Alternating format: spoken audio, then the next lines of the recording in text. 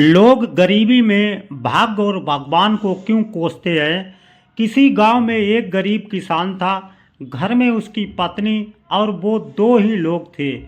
उनके दिन गरीबी में गुजर रहे थे। किसान के पास कुल जमा एक गाय और दो बोरी अनाज ही था।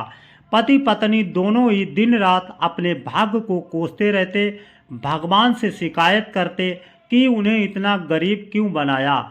इसी तरह से दोनों के दिन गुजर रहे थे। एक दिन गांव में एक साधु आया। वो गांव में भिक्षा मांगता हुआ उस किसान के घर भी पहुंचा। जैसे ही साधु ने किसान के घर आवाज लगाई, उसकी पत्नी ने अपने भाग्य को कोसना शुरू कर दिया। तुम्हें हम क्या दान दें महाराज, हमारा तो खुद का जीवन भिखारियों सा ही गुजर रहा है। न कपड़े हैं ढंग के, न घर में अनाज है। भगवान हमारे साथ इतना अन्याय कर रहा है, जबकि हमने तो किसी का कुछ बिगाड़ा भी नहीं है। साधु उनकी समस्या समझ गया। उसने कहा, देवी, भाग्य भगवान नहीं बनाता, हमारे कर्म ही भाग्य बनाते हैं। भगवान तो केवल कर्मों का फल दे रहा है।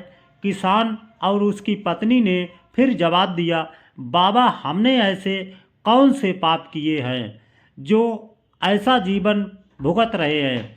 हमने तो कभी कोई पाप किए ही नहीं, लेकिन कभी भी घर में एक गाय और दो बोरी अनाज से ज़्यादा कुछ रहता ही नहीं। साधु ने कहा, अगर तुम ज़्यादा धन चाहते हो तो मैं एक उपाय सुझाता हूँ। अगर तुम मेरा कहना मानोगे तो ज़रूर तुम्हारे पास भी बहुत धन और संपत्ति होगी। दोनों पति पत्नी साधु के चरणों में बैठ गए। दोनों ने कहा कि जो आप कहेंगे हम वो करेंगे। साधु ने कहा, तो सबसे पहले अपनी ये गाय और दो बोरी अनाज, इसे भी बाजार में जाकर बेच दो।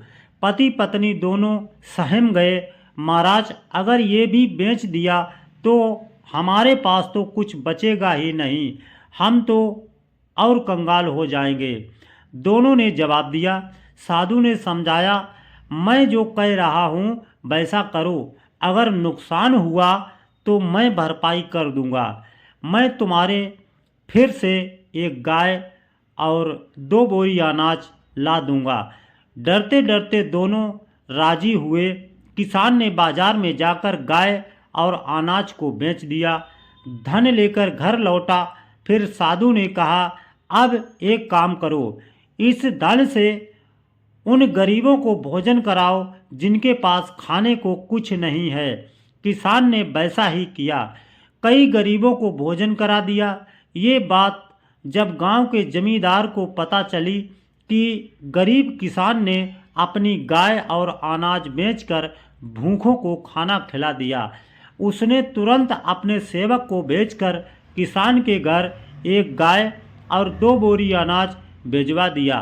साधु ने फिर किसान से कहा कि इसे भी बेच कर आओ और कल फिर गरीबों को भोजन कराओ। किसान ने फिर ऐसा ही किया। तो फिर किसी ने उस किसान को दान में एक गाय और दो बोरी अनाज भिजवा दिए। साधु के कहने पर किसान रोज गरीबों को इसी तरह भोजन कराता रहा और उसके यहाँ रोज दान आने लगा।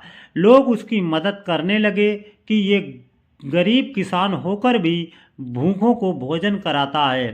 धीरे धीरे उस किसान की ख्याति दूसरे गांवों में भी फैल गई। धीरे धीरे दान आने का दायरा बढ़ता गया। बहुत दिन गुजर गए। किसान गरीब से संपन्न हो गया। उसने एक दिन साधु से पूछा कि अचानक मेरे भाग्य में इतना अनाज और धन कैसे आ गया। साधु ने उसे समझाया कि तू इस धन से दूसरों को भोजन करा रहा है, ये उन्हीं के भाग्य का धन है जो भगवान तुझे दे रहे हैं। हमेशा अपनी असफलताओं और दुर्भाग्य के लिए भाग्य या भगवान को कोसना ठीक नहीं है। अपने कर्म बदल कर देख ले, संभव है कि हमारे कर्म ही ऐसे ना हों कि भाग्य उसमें साथ दे। तो दोस्तों, ऐसी और कहानी सुनने के लिए वीडियो को लाइक कमेंट शेयर जरूर करें। धन्यवाद।